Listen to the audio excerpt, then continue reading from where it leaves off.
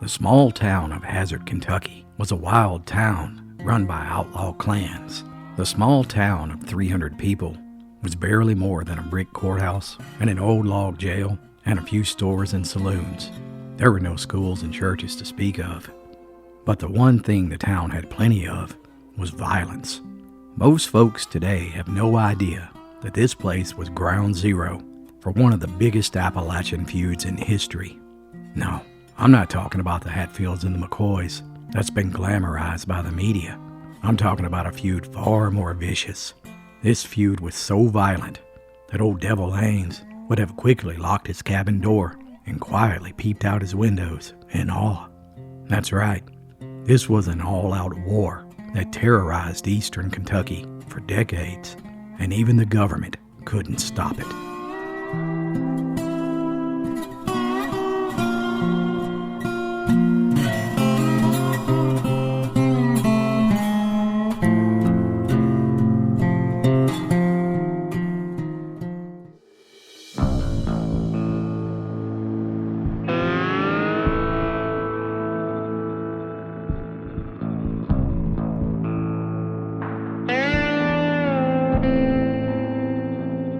In 1886, Kentucky was known as dark and bloody ground due to its lawlessness. The wildest and most mountainous section of the state was in the east, in the Daniel Boone National Forest. It's here where the French and the Eversole clan made their home. The Eversole clan was led by Joseph Eversole, the richest and most powerful family in Perry County. The family had supported the Union during the war between the states. And even though the war had officially ended 2 decades earlier, the Eversoles were known to still engage in guerrilla warfare and assassinating rival Confederate families. They owned huge amounts of land, and because they were one of the original families to settle this area, everyone either knew them or were related to them. They operated a general store on one end of Hazard that also doubled as a Republican headquarters. Most members of the clan held all the political positions in the county, while its leader, Joseph, was a powerful lawyer. And when the judges, lawyers, and jailers are your family, you can easily get away with murder. The French clan was led by Tennessee-born Benjamin French. He was also making his living as a lawyer, and he had married into a wealthy Confederate family. He eventually made his way to Kentucky, where he also practiced law and opened up a successful general store in Hazard, on the opposite side of town from the Eversole store. Mr. French, being a strong supporter of the Confederate ideology, quickly set up the headquarters for the Democratic Party in his store. And I guess you could say Joseph Eversole, he didn't like Mr. French from the very start. Just who the heck does this foreigner think he is, moving in here, opening up a law firm and a general store in direct competition against me? And it figures he's a no-good-for-nothing Democrat. I'll tell you this, he better watch his step, because you see, folks have a way of disappearing around here, Joseph thought to himself. However, Joseph was about to find out that Benjamin French's plan for moving into Hazard were much more sinister than he could have imagined.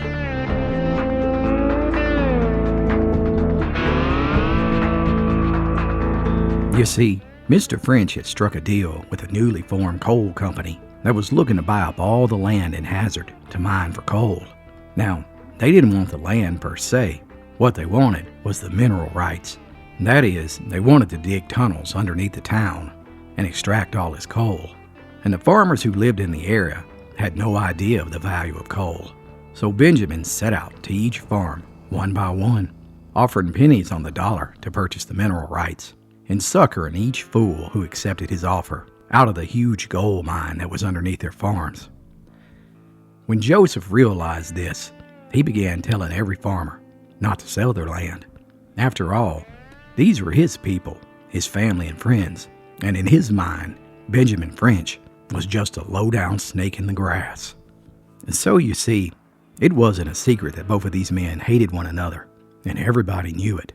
Yet, no one ever fathomed the violence that would take over this town for the next decade. After all, Appalachian feuds were always led by mountain men, not wealthy lawyers, right? And nobody was prepared for what happened next.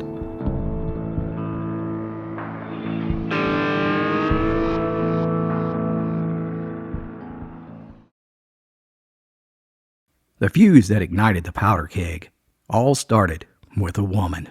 You see, Mr. French had employed a man at his store named Thomas Watkins, who was engaged to a beautiful girl named Thelma. One day, Thomas arrived at work, only to see his boss, Mr. French, getting a little too friendly with his soon-to-be bride. And the worst part of it was by the smile on Thelma's face, it was clear she was a willing participant. Thomas was blind with rage. Now, most men would have taken matters into their own hands, but Thomas took a different approach to extract revenge on his boss. He went to Joseph Eversole, and he told him that he had overheard French discussing plans to murder Eversole. Upon hearing this, Eversole quickly began rallying his henchmen and hiring vigilantes to protect him. And as soon as French got wind that Eversole was gathering weapons and fighters, French began hiring what equated to a small army of 40 men, most of whom were former Civil War veterans who knew military tactics. And French had deep pockets, and he was backed by the coal company, and he paid his men $2 a day to fight his battles for him. Old Thomas just sat back and watched as suddenly the two most powerful rivals prepared to engage in a war so brutal the mountains and hollers of East Kentucky still echo with gunshots to this very day.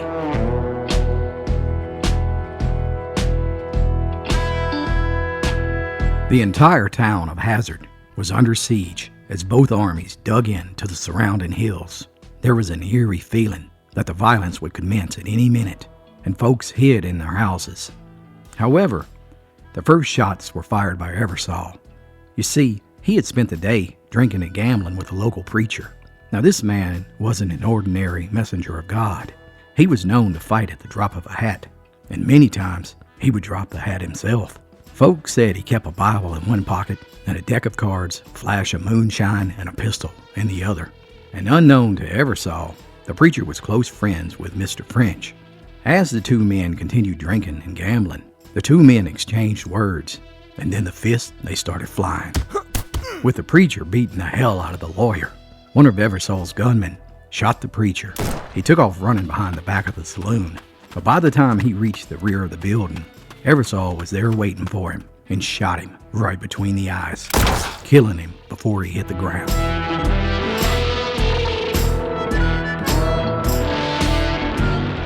This resulted in guerrilla warfare that engulfed the entire town. Shots rang out from the courthouse clock tower and the surrounding mountains. Men lay dead in the streets on nearly every trail that led in or out of town. Family members of each faction were assassinated. For a year, murders occurred nearly every week, and all the political leaders and lawmen, they fled the town running for their lives. But neither army could seem to get the upper hand, and this war was on the verge of bankrupting both men. Reluctantly, the men agreed to meet at Big Creek to discuss terms of a truce. Now, what I'm about to tell you is a true description of the meeting that was printed in the New York Tribune in 1890. When the men arrived at the creek, each man was disarmed of several weapons each. They entered from opposite ends of the creek, and when they spotted each other, they spent several minutes cussing and glaring at each other. It took half an hour to induce them to approach, and it was necessary to constantly prod them from behind with bayonets. As they stood not more than 2 feet apart, the leading outlaws from each man's clan seized the right hand of each of them and forced them together and tied their hands together with a strong cord. Then they took a musket and, placing the bayonet beneath their hands, they jolted them up and down. After some time, their hands were released and they were placed in chairs facing one another to talk the matters over and thus further cement this truce. "The happiest day I ever knew," said Benjamin French, "was the day I shot your oldest son." "Yes," said Eversole. "Well, I never enjoyed myself so much as the day I picked off your first wife. And I've killed 32 Frenches, and I hope to kill 32 more before I die." "Is that a fact?" replied French. "Well, I've killed 34 Eversoles, and I hope I live long enough to kill 100 more." Finally, French said, "Now, we're enemies, of course, but that needn't keep us from having a chew of tobacco together." And he drew out a piece of a plug, and he handed it to the other man. Eversole carefully broke it in two, and 10 grains of strychnine poison fell to the ground. Soon, Eversole pulled out a couple walnuts out of his pocket, and he offered one to French. "You gotta crack 'em with your teeth like this." As Eversole bit down on the thick shell, French instead took his thumbnail and he split the walnut open and out poured a tablespoon of dynamite from within the shell.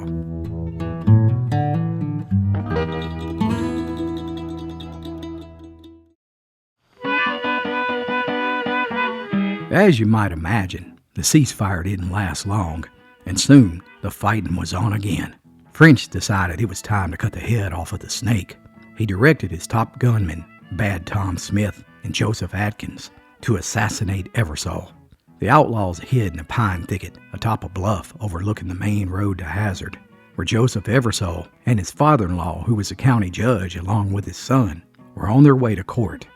As soon as the men passed, the sound of Winchester rifles rang out. The judge's son was shot from his horse, and his body rolled into a gully before coming to rest on a tree sapling. In that same moment, the leader of the Eversole clan was shot through the heart and was dead before he hit the dirt. Somehow, the county judge managed to escape. At least for now. And as the outlaws were robbing Eversole of all his possessions, they heard movement in the gully and saw that the judge's son was still barely alive. "Don't shoot me again, please," he begged. And with that, Bad Tom Smith raised his Colt revolver and shot him right between the eyes. Yet, if French thought he had won the war, he couldn't have been more wrong, because what happens next still haunts the hills and hollers all across Kentucky.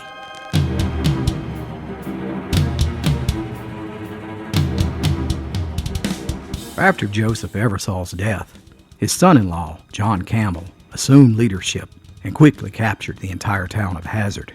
No one was allowed in or out as martial law took over. By now, most of the citizens had fled for their lives, and less than 100 remained in the small mountain town.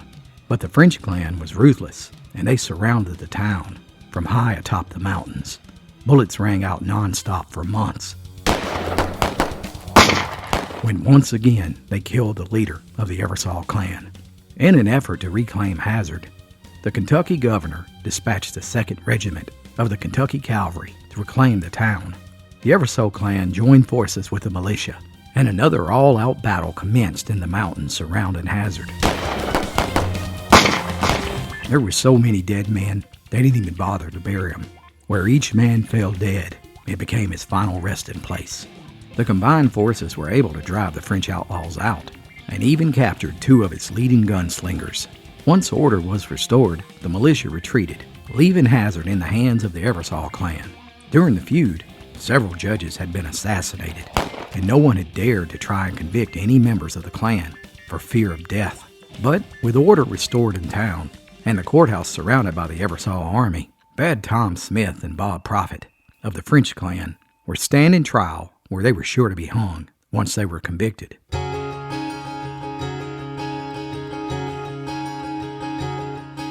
Everyone in the town was on edge during the trial and the quiet calm. Everyone feared that the French faction would return at any moment. In a twist of irony, several local men were drinking and gambling at a place called Graveyard Hill on the outskirts of town. After one man won a big hand of poker, he jumped up and began celebrating when he fired his pistol in the air. The sound echoed off the mountain walls. Everyone in Hazard froze. The owner of the general store saw the man who had fired the shot dancing in the distance, so he took his Winchester rifle and shot him dead. Meanwhile, in the courthouse, everyone in the courtroom froze, and without saying a word, a stampede for the exits broke out, as everyone was sure the French clan had returned. Pandemonium ensued as jurors, lawyers, court clerks, and witnesses ran for the exits. In the chaos, Bad Tom Smith and Bob Prophet managed to sneak out of the courtroom. The Eversole army quickly entered the courthouse looking for the outlaws, who had barricaded themselves in the jurors' room. As the army began kicking in the door, Bad Tom and his partner had only one choice: to jump out the second-story window and make a run for it. Just as the door burst open, the men leaped from the window and made a mad dash across the courtyard through a barrage of bullets. They somehow made it across the street to the jailhouse, which had been abandoned during the chaos. And there, they found an unlimited supply of weapons and ammunition. Now you got to keep in mind that the courthouse and the jailhouse were only separated by 15 feet and were directly across the street from one another. On one side, 55 Eversoles occupied the courthouse against only 2 members of the French clan. But Bad Tom and Bill Prophet weren't your run-of-the-mill criminals. They were bona fide gunslingers. And for the next 52 hours, bullets rang out like thunder.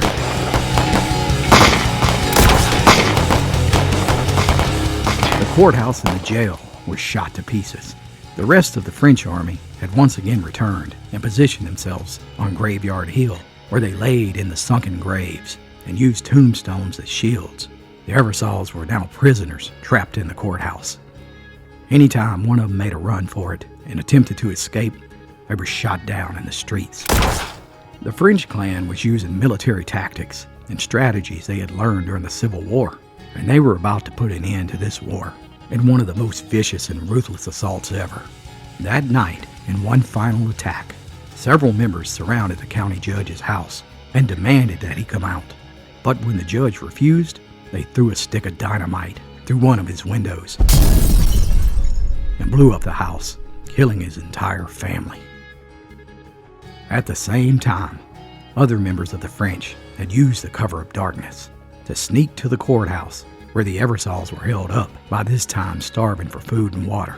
They poured kerosene around the entire courthouse and set it on fire, destroying the entire Eversole clan and all the evidence that the court had against them. As Hazard burned to the ground, Benjamin French had once and for all proven that he would stop at nothing in his quest for total power. He had won the war.